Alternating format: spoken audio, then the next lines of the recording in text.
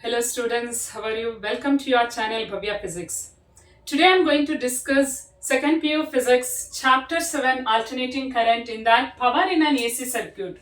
Yes ಮಕ್ಕಳೇ, ನಾನು already videos upload ಮಾಡಿದ್ದೀನಿ, ಲಿಂಕ್ ಕೊಟ್ಟಿರ್ತೀನಿ ಡಿಸ್ಕ್ರಿಪ್ಷನ್ ಬಾಕ್ಸ್ ಅಲ್ಲಿ, ಪ್ಲೀಸ್ ಚೆಕ್ ಮಾಡಿ. So power in an AC circuit ಇದನ್ನ ಫೈಂಡ್ ಔಟ್ ಮಾಡಕ್ಕೆ ನಾವು ಫಸ್ಟ್ ಏನ್ ಮಾಡ್ಬೇಕಾಗತ್ತೆ, ಸೊ P is VI ಅಂತ ಬರ್ಕೋತೀವಿ. ಓಕೆನಾ?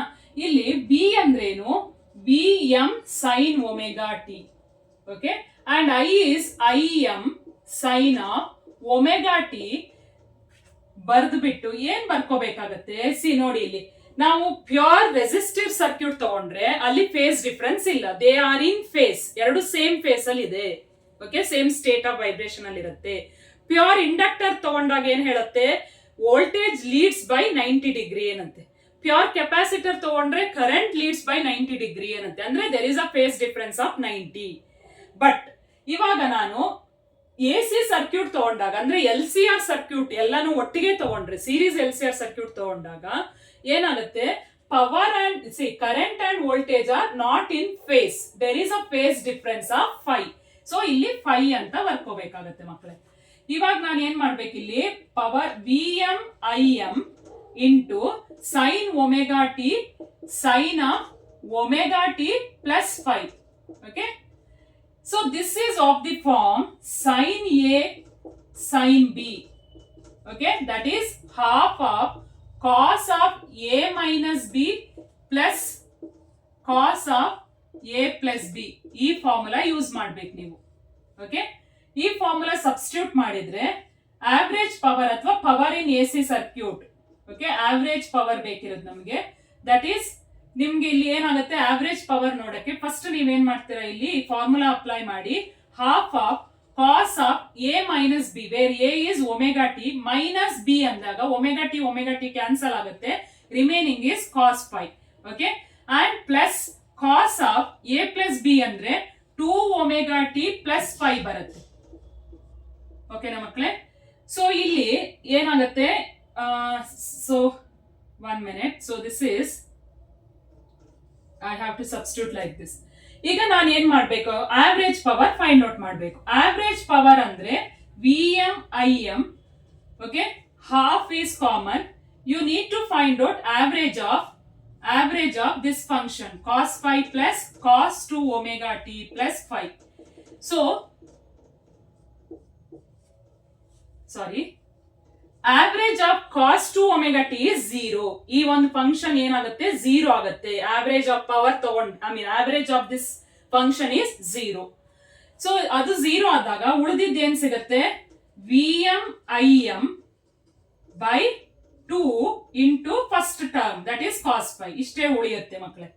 ಓಕೆ, ನೀವು ಫೈನಲಿ ಎಕ್ಸ್ಪ್ರೆಷನ್ ನೆನ್ಪಿಟ್ಕೊಂಡ್ರೆ ಸಾಕಾಗತ್ತೆ.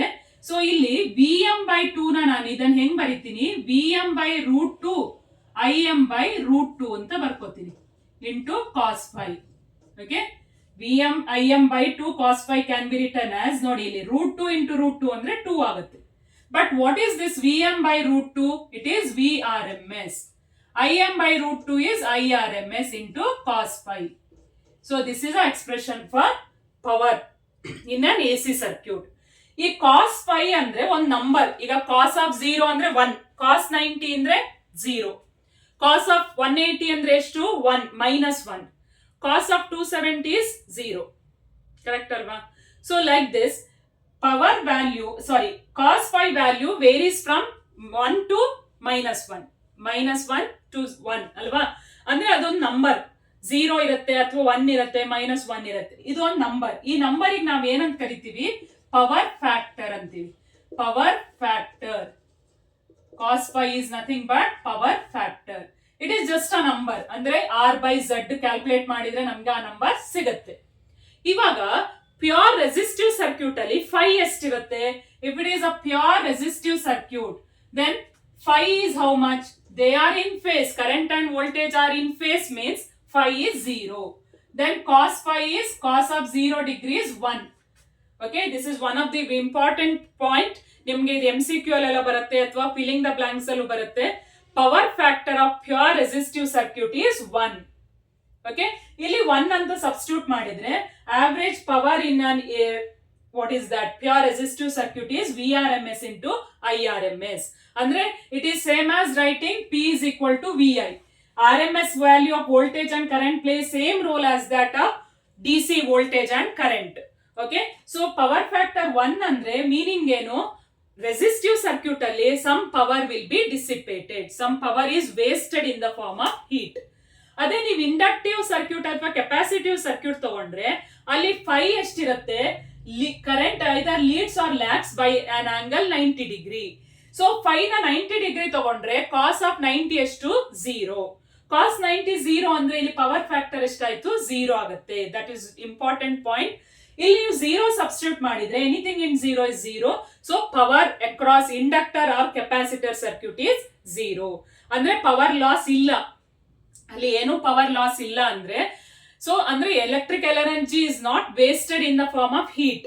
Entire electrical energy is converted into light energy, ಆ ತರ. ಓಕೆ, ಅಥವಾ ನಿಮ್ಗೆ ಏನ್ ವರ್ಕ್ ಬೇಕೋ ಅದು ಕೊಡುತ್ತೆ. So there is no power loss.